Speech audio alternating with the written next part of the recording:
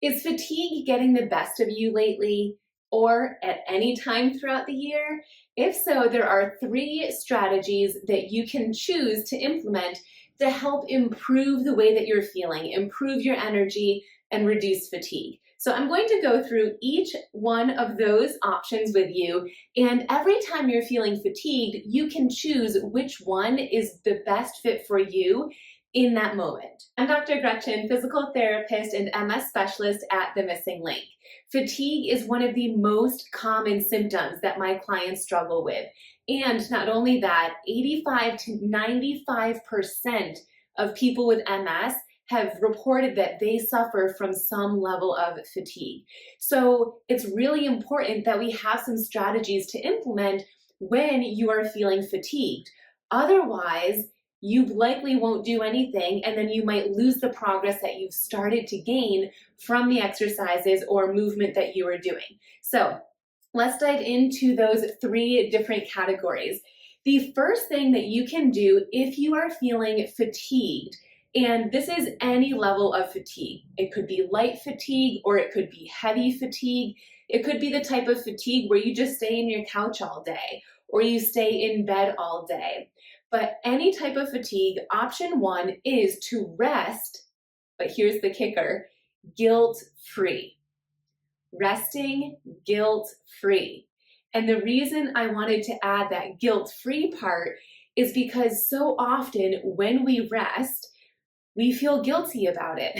Even if it's what our body needs, we feel like we should be doing something else. We should be exercising. We should be making dinner.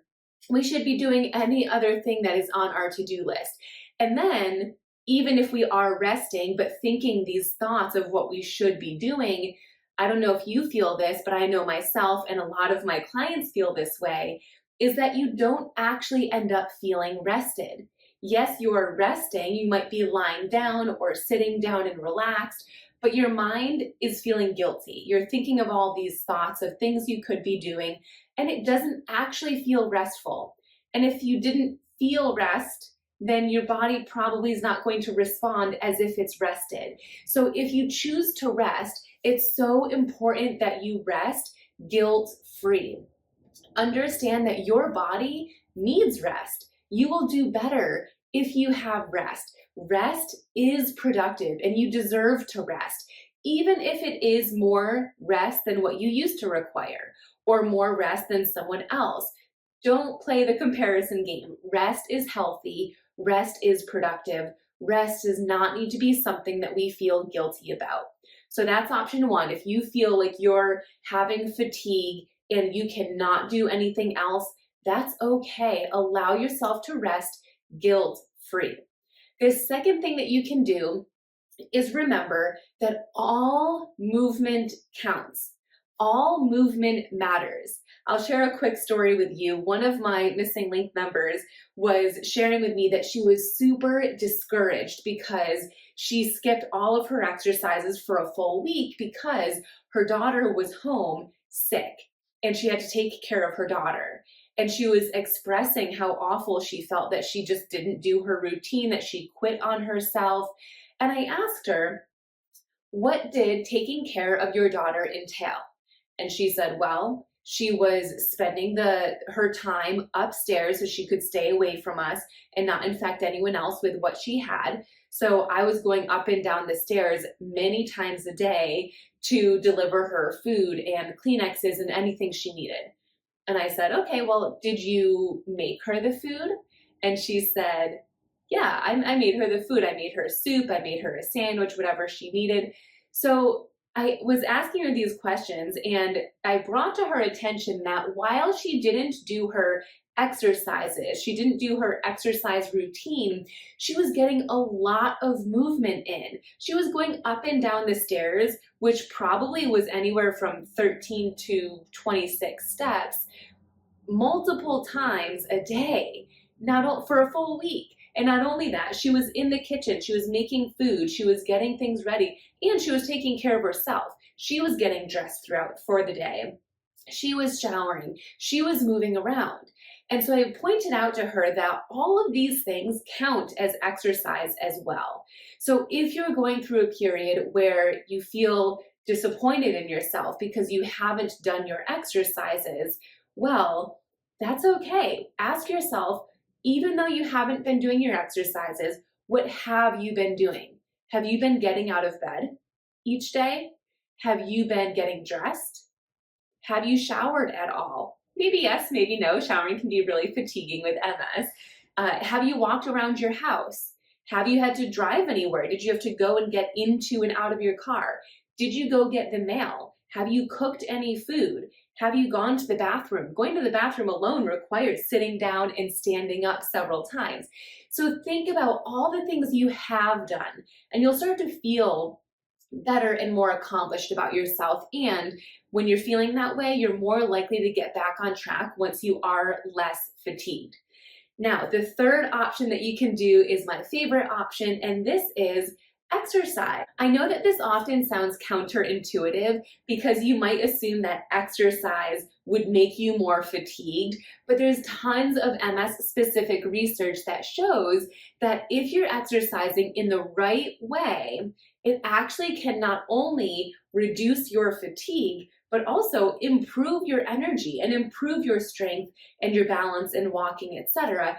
And the kicker is if you're doing it correctly. So many of us think that if we are exercising, it has to be high intensity, or it has to be the same level that we did yesterday or the week before. And that's not true. The type of exercise that is going to be beneficial for fatigue is light to moderate exercise. I personally focus on the light exercise. I rarely get to the moderate. Light exercise. And not only that, but you can do it from anywhere. So the reason I'm sitting here right now is because I'm going to demonstrate some exercises that you can do from a chair. So if you're very fatigued and you're sitting on your couch all day or in a chair all day or even in your bed, you can still get light movement in.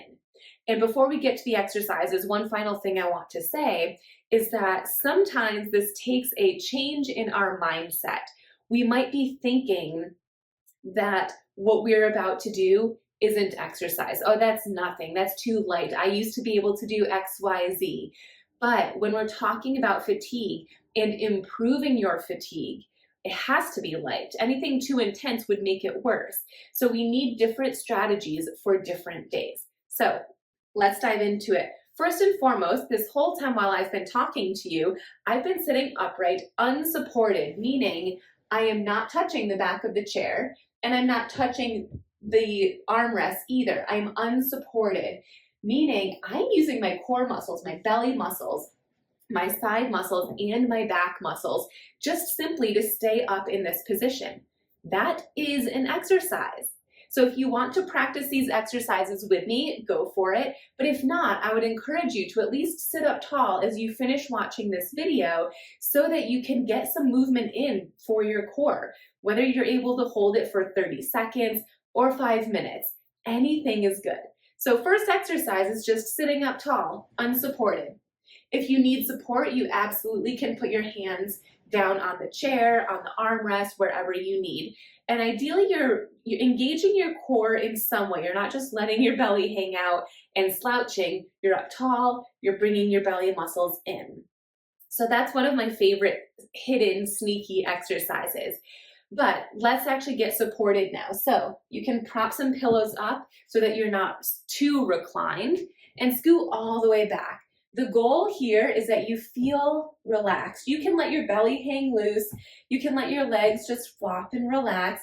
You should feel comfortable because remember, this is a day where we're feeling fatigued and we might not have the energy to stay here very long. So I like to start with my upper body. And you'll notice I've done several of these exercises before in a different capacity and different way. Upper body exercises I usually like to do for cardio or aerobic exercise, but when we're talking about fatigue days, I like to do them for some upper body movement and strengthening, not necessarily cardio. So you're just gonna sit reclined, your belly can be relaxed, or if you want, you can tuck it in, you can engage those muscles a bit. Hands are just going to be closed. Don't squeeze them, just close your hands, and you're just going to punch forward at a slow speed. You're not punching at shoulder height. This would be more challenging. So if you are looking for more of a challenge, you can absolutely do this. But otherwise, you're just punching down towards your knees. Just slow and controlled. And there's no number that we're shooting for here. We're just aiming for movement. If you want to add some more movement, you can add a twist. So instead of punching your right arm towards your right knee, you're going to punch your right arm towards your left knee. And you should notice that you start moving in this diagonal. So it's a little bit more movement for your core. Just slow and steady. We're not going too fast. We have no ideal pace, no ideal number of repetitions, whatever feels good for our body. So those are some forward punches, regular and rotation. We could do bicep curls. So I'm just throwing a bunch of ideas at you right now. You can pick which ones you like and then put them into a routine or just do one of them. It's totally up to you. You don't have to do all of these. I just want you to have as many ideas as possible. So some bicep curls. These are engaging our shoulder muscles, our upper arm, elbow, forearm, even our wrist and fingers. So arm curls. We could do overhead press, just like this. We could do rolling punches at a slow pace. This will work your shoulders for sure. It even works your core a little bit. And we could go backwards. We could sit up tall again and reach down, kind of like diagonally down towards the outside of our foot. And we're reaching and reach and reach. If you feel like you need a stretch, we could actually just tip our body to one side, then come back up, tip to the other side. If you want, you can add an arm. Not necessary, but it will increase the stretch more on the side. So any type of side bending. We could twist, and there's two ways to twist. You can use the armrest to help you turn, so your arms are helping you turn as far as you can, and then the same thing on the other side. Or if you want more core strengthening, you don't hold on. So you can have your hands on your belly, you can have your hands here, wherever you want them, and twist as far as you can go, but don't touch anything. That requires much more core strength. And twist. So there's lots of different core exercises that you can do from a seated position and upper body. One of my favorite upper body as well is our upper body jumping jacks. So it's just our arms coming all the way up and down. And I'm sitting upright right now because if I were reclined, I'd be hitting my armrest. But if you are in a chair that doesn't have armrests, or even if you are, you could just do the upper part of the movement. It doesn't have to be the full thing. All of these movements should be light exercises, and they should actually increase your energy over time. Let's move on to some leg options. So again, we're reclined, we're relaxed, we're just hanging out. We're just gonna lift in mini marches. So I'm not lifting as high as I can. All I'm trying to do is lift one foot up off the ground and then the other. I won't get on a soapbox right now, but if you try to lift a leg and it doesn't move at all, it's okay. You should still practice this exercise. And the reason for that is because the only way to get improvement in that is to keep practicing it. Your brain can find a new neural pathway connection from your brain down to your hip flexors to allow you to find a way to make that work. But the only way to improve it is to continue practicing, even if there's no movement. So when you do this exercise, it might look like this. But you might see my thighs tightening then relaxing, but they're not leaving the ground. That's an okay option. So that's mini marches. We want to do mini leg kicks. So just kick your legs straight and then back. We're just going nice, slow and steady. We're not necessarily aiming for full motion where we're fully straightening. You can if you want to. That would be a more advanced version, but you don't need to. We're just trying to wake up our muscles and our neural pathways, our endorphins, our circulation, you name it. So this would be leg kicks. We can do some knee slides, and so knees come to one side and then the other. So your heels move one way as your knees come the other way. This is a great option for hip rotation, which can help with low back pain. So knees go one way, feet go the other, and then vice versa. So this would be a good option. You could do it on one side, so just one knee going out and in, and then the other side. So there's tons of variations. Another option, if we scoot a little bit more forward towards the edge of our chair, sitting up tall, abs are engaged now. You're going to open your knees and close your knees fully. So both parts are an exercise. Opening will strengthen your gluteal muscles, and closing will strengthen your inner thigh muscles. So it's an open and close, open and close. Opening might be harder for you, or closing might be harder for you. It's really going to depend on what your muscle strength is like and what your muscle flexibility is like. All right, so those are some of my favorite leg-based strengthening exercises. Of course, we can also do balance as well. So if you open your feet just a little, we can practice reaching forward or diagonal. We can reach in any direction, up. This is going to work our balance and our weight shifting. Maybe we reach down for the ground on both sides, just slow and steady. If my pace is too fast, go slower. If it's too slow, you can go faster. When you're feeling fatigued, it's all about doing what feels best for you. The last thing I want to discuss is stretching. It's okay to just get some stretches in. So maybe we want to get a hamstring stretch where you sit up tall and hinge, and you're getting this stretch right back here. If you had a cane or a non-stretchy strap, you could hook it around your foot and pull towards you. If you are looking for an inner thigh stretch, you could move this straight leg out to the side and hinge forward, and now you'd be getting an inner thigh stretch.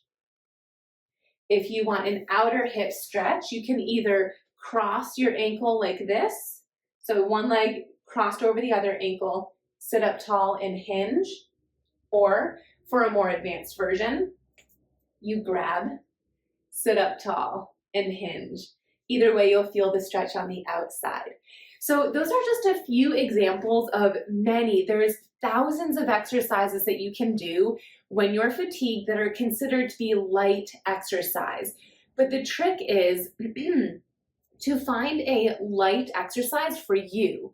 Light exercise for you on this fatigue day might be different than the next fatigue day that you had, or the fatigue day that you had a week ago, or a month ago, or 6 months ago.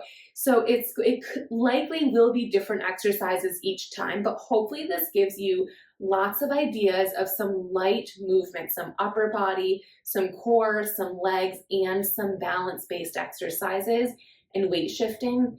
Again, you do not need to do all of them. You truly could pick one exercise and just do that. Or you could pick 2 or 3 or 5. But you don't have to do all of them. Just pick what feels good to you and just get your body moving. I hope you enjoyed this, and I hope you're able to save this for later. So if you're not having a high fatigue day today, but maybe you do tomorrow or next week or next month, next year, you're able to come back to this and remember several of these ideas. When it comes to the number of repetitions or sets, I'll just remind you again, we're not shooting for any number in particular. Just do what feels good to you. If you were doing the forward punches, as soon as you feel like, okay, that's enough, great, rest. Maybe it was only 5 repetitions. Maybe it was 50. Whatever works for you. We're just trying to listen to our body when we're fatigued and moving with these light exercises. So I hope you found this helpful. If you're looking for more exercises like this, I always have tons of them in my online MS Wellness program, The Missing Link. But until next time, have a great rest of your day.